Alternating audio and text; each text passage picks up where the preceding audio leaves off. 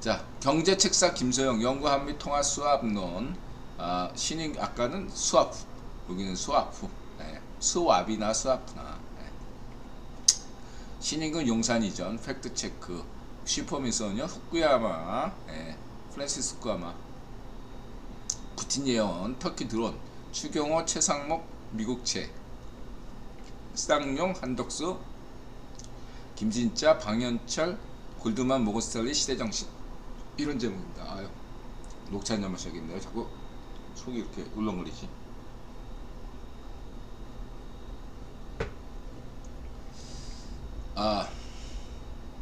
경제책사 김소영 이름만 듣고서 여성인 줄 알았는데요. 반전이 있네요. 네.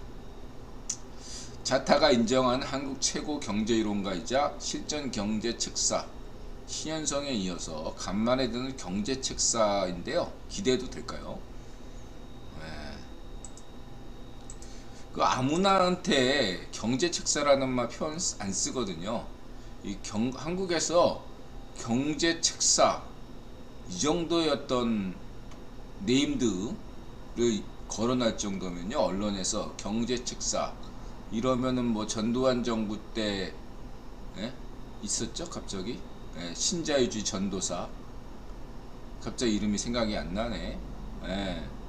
그러니까 박정희 정부 때는 오연철, 그다음에 전두환 정부 때는 그 신자유주의 전도사 누구더라, 갑자기 이름이 생각 안 나네.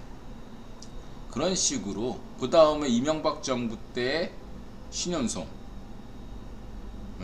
이렇거든요. 그래서 이렇게 어지간해서 이렇게 그 네임들을 잘 안 붙여요. 근데 김소영, 이 서울대 교수, 경제학부 교수에게 이런 경제책사라는 네임들을 붙인다는 거는 뭔가 의미가 있다.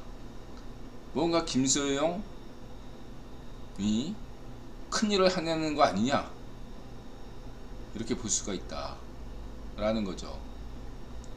언론이 아무에게나 경제책사라는 말을 붙지 않는다. 신현성, 오원철, 또 누구야 갑자기, 그 전두환 정부 때 경제수석, 그 아웅산 테러 때 돌아가신 양반,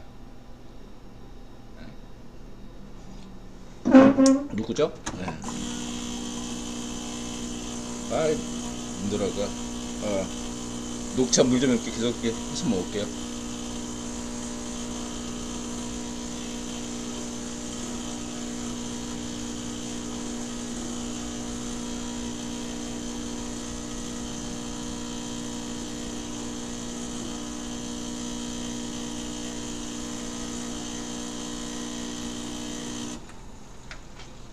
네. 아무튼 맞아요. 김재익 테네님, 김재익 맞습니다. 김재익 아웅산 테러 때 아깝게 승복하신 분이죠. 이렇게 경제책사라는 표현을 아무한테나 쓰는 게 아닌데, 그래서 그러면 인드라가 입장에서 우리 김소영 서울대 교수님에게 뭘 기대해야 되나 하고 김소영 교수에 대해서 쫙 이력을 검토했죠. 예일대, 뭐 서울대 당연히 나왔고, 예일대 박사, 루비니 밑에서 하겠다. 근데 미국에서 그 교수가 누구인지는 크게 중요하지 않아요. 제가 생각할 때 유럽은 중요합니다. 유럽은 그 도제 양식이 아직도 지배적이기 때문에 유럽에서 박사학위 받는 경우에는 그 교수의 영향력이 매우 커요. 거의 권위적이고, 유럽의 교수들은 권위적이에요. 아무한테나 박사학위 못 줍니다. 그래서 준건이가 박사학위 못 받았잖아. 이에 비해서 인물에 대한 의존도가 높은 반면 영국에서는, 유럽에서는, 미국에서는 제도적이에요. 그래서 그래도 중요하지만 상대적으로 미국에서의, 제가 듣기로는 상대적으로 역시 미국에서도 교수의 권위가 중요하지만 그럼에도 불구하고 유럽에 비해서 상대적으로 제도적인 측면이 더 강하다. 저는 그렇게 알고 있습니다. 제가 잘못 알고 있나요? 어쨌든 그렇고요. 그 다음에 김소영 변호사, 김소영 그 서울대 교수가 경제학부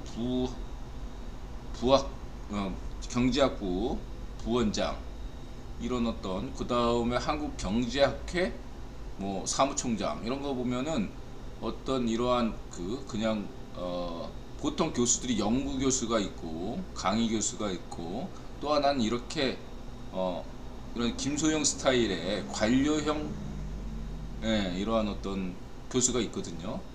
그래서 이 김소영 교수가 신현정 교수하고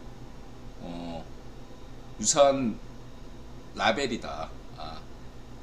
신현성 교수하고 비교했을 때 누가 더 나은지는 현재로서 인들아는 김소영 교수를 모르니까 신현성 교수가 원탑이지만 어쨌든 신현성 교수하고 유사한 스타일이다. 저는 그렇게 보는 거죠.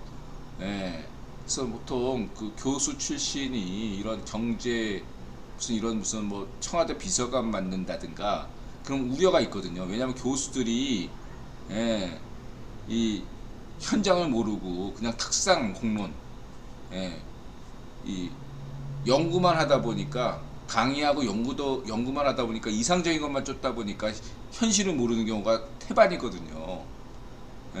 그래가지고 그 정책 참사가 일어나는 게 되게 많아요. 정책 참사. 대표적인 문전비나 파시오 정권에서 정책 참사가 많이 일어났죠. 난림공사, 탁상공론 대표적이지 않습니까? 그러한 것들에서 우려를 갈 수 있는데 김소영 서울대 교수는 학교에서도 상당히 이런 어떤 경제학부 부위원장 그 다음에 한국경제학회 사무총장 뭐 이런 걸 맡았기 때문에 이런 면에서 좀 안심할 수가 있다. 그 다음에 다크서클님 어서오세요. 카시아님 어서오세요. 그리고 또 이제 BIS 국제결제은행 그 다음에 대한상공회의소 하면은 지금까지 맡고 있는데 대한상공회의소는 최태원이잖아요. 그래서 대한상공회의소의 자문, 국제결제은행에서도 자문위원. 이렇게 보면은 김소영 이 경제책사가 그 인맥이나 어떤 나름대로 관료로서의 측면도 있고 또 교수로서의 측면 이런 세 가지를 다 갖춘 인재다. 일단 이렇게 이력만 봤을 때 프로필만 봤을 때는 그렇게 말씀드릴 수 있고요. 과연 신현성처럼 한국의 희망이 될 것인가, 한국 경제의 희망이 될 것인가, 미래 한국인의 희망이 될 것인가는 두고 봐야겠다. 무엇보다 인드라는 다른 거 하나 없이 만약에 김소영 경제책사가 상시적 통화수합, 그러니까 상시적 한미 통화수합, 영구 한미 통화수합, 상시적 한미 통화수합이나 영구적 한미 통화수합 똑같은 말이거든요. 만약에 이거를 해낸다면 김소영 경제책사가 이걸 해낸다면 인드라는 일단은 무조건 신현성 교수와 같은 반열에 일단 놓겠습니다. 한미 통화사업을 영구적인 걸로 바꾼다면 인드라가 평가가 신현성보다 더 높을 수도 있어요. 업적만 생각한다면 이론적인 측면에서는 신현성 교수가 굉장히 뛰어나기 때문에 제가 김소영 경제학부 교수의 어떤 논문을 살펴본 적이 없기 때문에 뭐라고 말할 수는 없거든요. 어쨌든 이론적인 측면에서는 분명히 신현성 교수가 앞서 있기 때문에 있지만 업적 면에서 만약에 김소영 경제책사가 이 영구적 한미 통화수합, 인드라 강조했죠. 한미 동맹에서 한미 혈맹으로 가고 싶다면 상시적 한미 통화수합, 영구적 한미 통화수합을 하는 것이 중요하다. 일본처럼, 미국과 일본의 상시적 한미 통화수합처럼 그걸 해낸다면 정말로 대한민국의 복이다. 성렬형의 업적이자 세계와 인드라가 성렬형 미션을 제시했잖아요. 박정희 정부는 산업화, 경제발전, 김대중 정부는 자유와 민주화. 저는 민주화라는 표현을 안 좋아하니까 자유화. 그 다음에 성렬형은 세계화. 이 세계화 미션에 가장 경제적으로 적합한 어떤 업적이 바로 한국과 미국과 한국 간의 영구적 통화 수합이다. 지금은 한시적 통화 수합이죠. 종료가 됐고, 이러면은 한국은 더 이상 외환위기를 걱정할 필요가 없습니다. 일본이 외환위기 걱정합니까? 안 해요. 그처럼 영구적 한미 통화 수합을 하게 되면 한국은 더 이상 외환위기 걱정할 필요가 없습니다. 그 다음에 한국 무슨 코리아 디스카운트? 그거 없습니다. 문정비 파쇼 정권이 자기 때는 코리아 디스카운트가 없었다고 하는 구라를 치고 있는데, 경제를 조금 아는 사람들은 그게 구라인 걸 다 알아요. 문정비 파쇼 정권 때 무슨 코리아 디스카운트가 없어. 코리아 디스카운트라는 것은 기본적으로 미국과 일본 간의 상시적 통화 수합, 이런 식으로 안정적인, 금융면에서 안정적인 관계가 되었을 때, 신용관계가 확실하면, 설사 한국이 일시적으로 경상수지 적자가 날지라도, 무역수지 적자가 날지라도 걱정을 안 한다 이거예요. 그러나 한국은 기축통화 국가도 아니고, 원하는 거의 전세계에서 쓰임새가 없으니까 루브라보다, 만약에 이와 같은 러시아 같은 상황이 되면 한국은 곧바로 러시아하고 비교할 바 없이 곧장 베네수엘라로 가게 되는 게 한국 원화의 신세다. 그렇기 때문에 여기서 기본적으로 경제적으로 코리아 디스카운트가 발생하는 겁니다. 항상 위험성이 있으니까 거기에서 채권이나 금리 매길 때 가상금리가 붙는 거예요. 근데 달러하고 연동돼서 수합을 체결하면 어떻게 되죠? 가상금리가 사라지는 거예요. 가상금리를 붙이지 않는 것 자체가 코리아 디스카운트가 없다는 거예요. 문재인 파쇼 정권, 파쇼 정권 구라 좀 치지 마. 입만 열면 거짓말이야. 문재인 파쇼 정권. 그런 거 세뇌된 놈들도 마찬가지지. 두뇌가 어제 달 뒷면에다 맡겨왔니? 니네들 머리는 파충이야. 어떻게 견적이 안 나와? 견적이. 무식해가지고 자식들이. 무식하면 공부나 하지. 공부 열심히 하지. 맨날 그냥 무식한 게 죄는 아니야. 공부하면 되니까 열심히 알려고 노력은 해야 될 거 아니야. 입만 열면 거짓말들 그냥. 하긴 그래놓고 거짓말 많이 하면 장관 시켜주고 그러니 뭐. 거짓말 많이 해주면 장관 시켜주고 뭐. 사기 많이 치면 대통령 후보도 되는 게 반쪽미당 사정이니 뭐. 뭐 이해 못할 바는 아니네요. 이창용 총재는 통화수합부 체결 주체는 한국이니까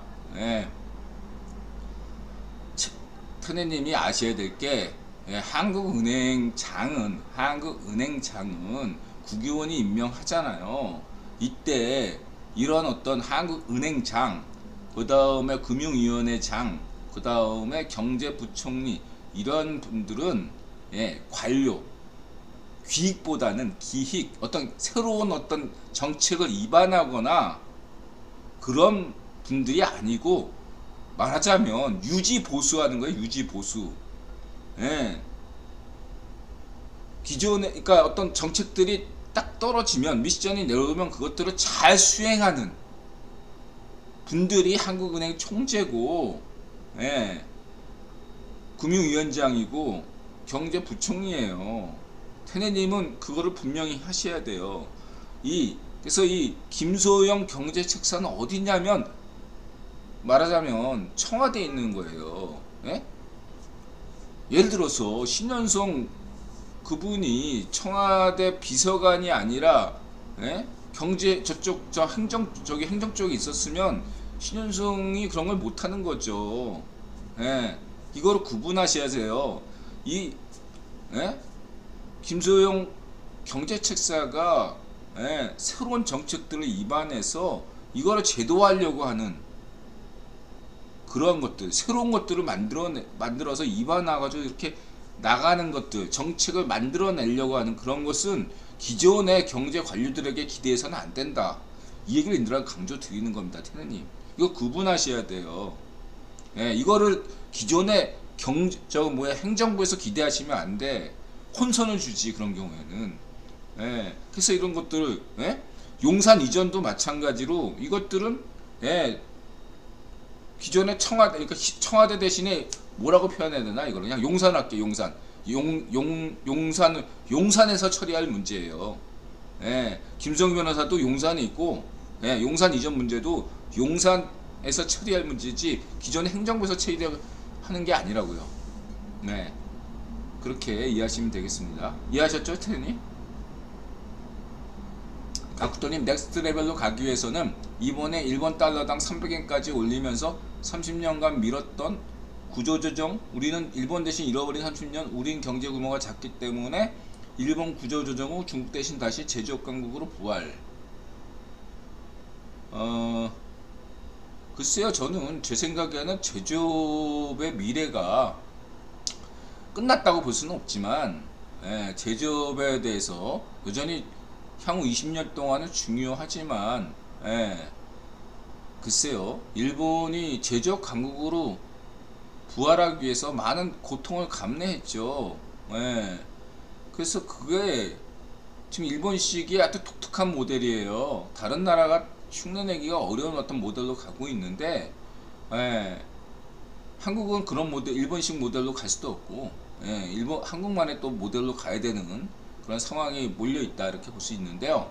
중요한 것은 제조업이 문제가 아니죠. IT 바이오가 문제입니다. IT 바이오를 서서히 78%로 끌어올려야 된다니.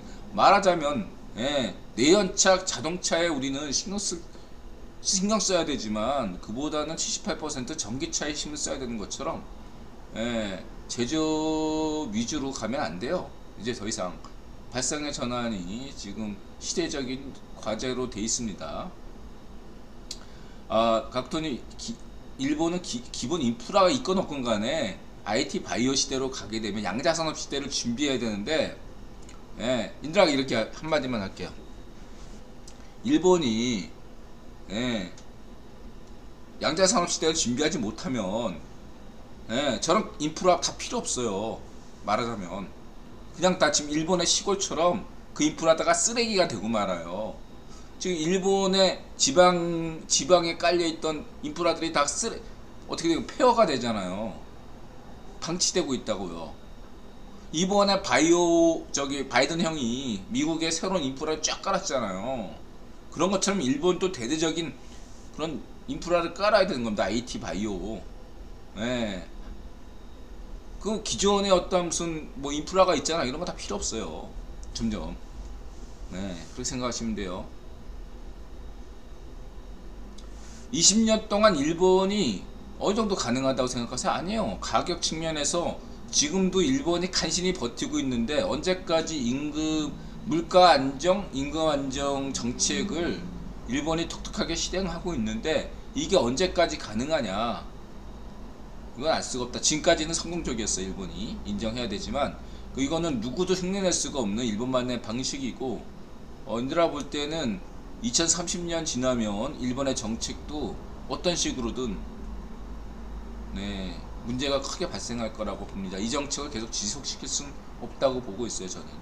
그렇다고 해도 일본은 알 수 없는 그런 어떤 국가 중에 하나이기 때문에 인드라도 뭐 이렇게 섣불리 예상할 수가 없어요. 그러나 혹은 지진 같은 사건이 나가지고 오히려 일본에게 어떻게 보면 지진은 굉장히 불행한 사건이지만, 다른 한편으로는 저 후쿠시마 사태로 이때 손정희가 같은 애들이 뭐 재개발한다 막 이렇게 했었잖아. 그런 것처럼 그다음에 자민당 그 의원도, 예, 저 어떻게 보면 지진이 일본이 하지 못한 구조조정을 다시금 이렇게 해낼 수 있는 그런 기폭제가 될 수 있다, 이렇게 말할 만큼 지금 일본은 내부적으로는 결국 구조조정이 할 수가 없는 나라인데, 만약에 지진 같은 것이 자연재해가 발생했을 경우에 그 지역을 싹쓸이 하잖아? 그럼 새로 공장을 지어야 되잖아? 새로운 인프라가 필요하겠죠. 그런 경우에가 발생하지 않는 한, 그런 경우가 발생한다면 일본은 어차피 기초통화기 때문에, 예, 엄청나게 공장을 새롭게 깔면 되거든요. 예, IT 바이오 인프라를 깔면 되는데, 근데 그러한 어떤 지진 같은 자연재해가 있지 않는 한 일본은 향후 10년 버티기가 쉽지 않다. 저는 그렇게 보고 있습니다. 예, 한 10년까지는 버티겠지만 10년 뒤 2030년대 이후에는 어떻게 되겠느냐, 저는 그 답을 찾을 수가 없다, 이렇게 생각을 하고 있습니다.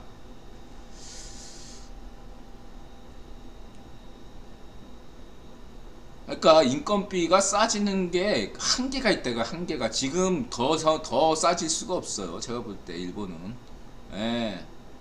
그리고 일본의 엔화가 안전자산이기 때문에, 예, 일본이 기축통화를 포기하면 가쿠토님 같은 의견이 될 수도 있는데, 일본은 기본적으로 기축통화이기 때문에, 달러가 기축통화고, 예, 보조 기축통화이기 때문에 그 보조 기축통화의 지위를 엔화가 유지하는 한 가쿠토님 시나리오가 나올 수가 없어요. 엔화는 유지돼야 돼요. 안전자산이기 때문에. 근데 지금 가쿠토님 이렇게 말씀하시는 거는, 예? 보조 그 기축통화로서의 역할이, 예, 포기하는 거나 마찬가지인데, 인들어 볼 때는 그건 상상하기가 힘들다. 지금 보조 기축통화의 하나이기 때문에 유한화가 무섭게 지금 중국의 노동자 임금이 무섭게 치솟아 오르는 이유가, 예, 보조 기축통화이기 때문에 그렇다, 이렇게 인들어 강조 드리는 겁니다.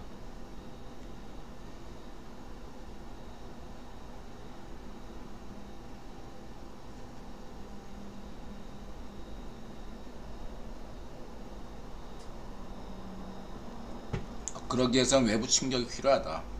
지금 당장으로서는 그러니까 일본은 관성의 법칙을 굉장히 중시한다. 하던 대로 가는 거, 급격한 변화를 절대로 바라는 스타일들이 아닙니다. 일본은, 예, 하던 대로 하는 거를 되게 중시합니다. 예, 그리고 그렇기 때문에 외부의 엄청난 충격, 예, 1850년대 그 흑선 출현, 지진, 관동 대지진, 뭐 이런 것들의 어떤 외부 사건이 발생하기 전까지는 일본은 그런 것은 없다, 기대하지 말자, 이런 그런 시나리오는 저는 전혀 기대하지 않는다, 이렇게 말씀드리겠습니다. 결론적으로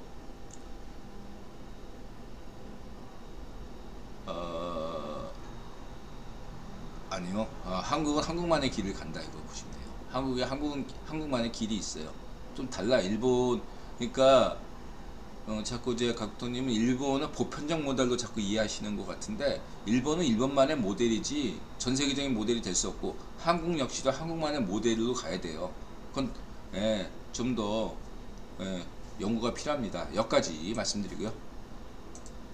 중요한 건, 예, 중요한 건 한미 통화 사업입니다. 일단은 가쿠토님 얘기는, 예, 전제가 되는 게 한국은 외환이 안정돼 있어야 돼요. 그래서 경상수지 적자가 나든 흑자가 나든 뭘 하든 한국의 원화가 어느 정도 지위를 차지하면, 그 어떤, 이게 왜 중요하냐면 중국의 경제 압력에 대해서도 대항할 수가 있다. 현재는 굉장히, 예, 입장에서는 한국 원화가 워낙, 한국 무역대국 12위권이지만 한국 원화의 위치는 매우 약하기 때문에, 예, 많이 흔들릴 수가 있다 라는 거죠. 그래서 이러한 문제를 중국이 경제를 빌미로 협박을 할 때, 사드 때, 한한령 같은 그런 협박을 했을 때 버틸 수 있는 힘이 뭐죠? 일본은 중국이 뭐라고 해도 딱 버티는데, 한국은 버티지 못한 이유는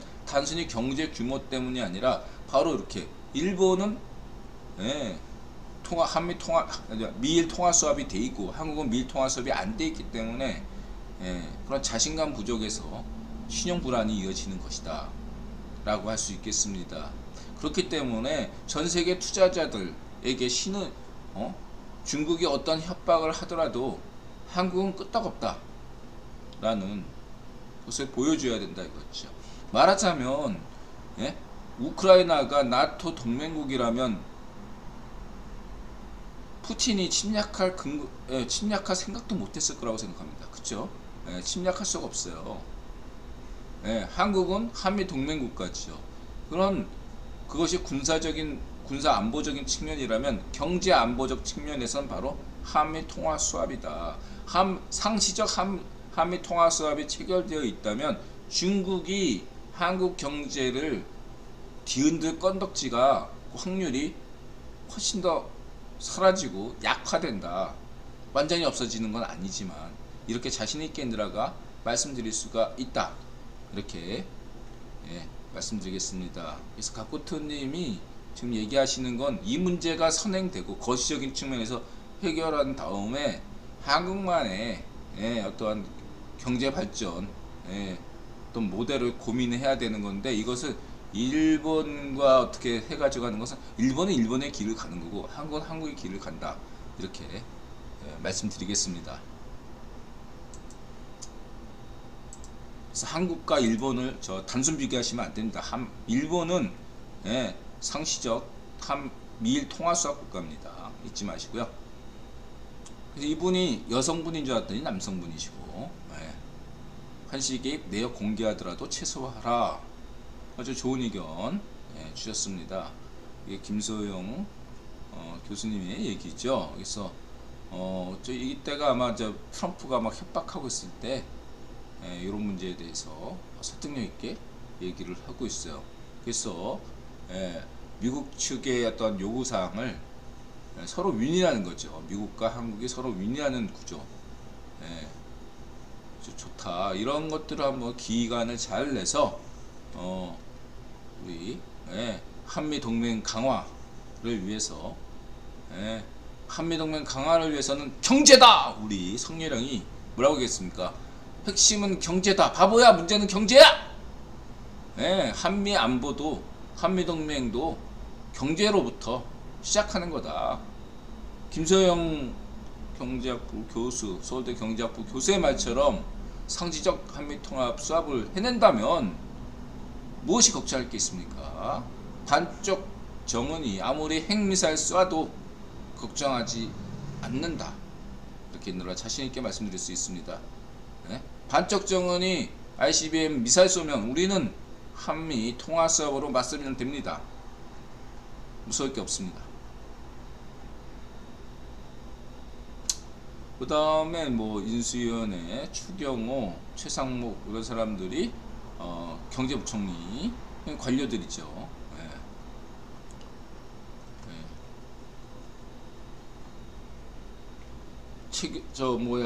추경호 이분이 지역구가 달성군이네요.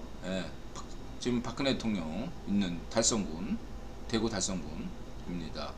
그 다음에 이 최상목 때문에 우리 태네님께서 약간 삐지셨나? 이 최상목이 보니까 농협대학교 총장이네요.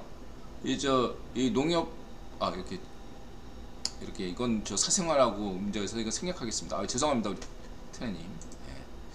넘어가겠습니다.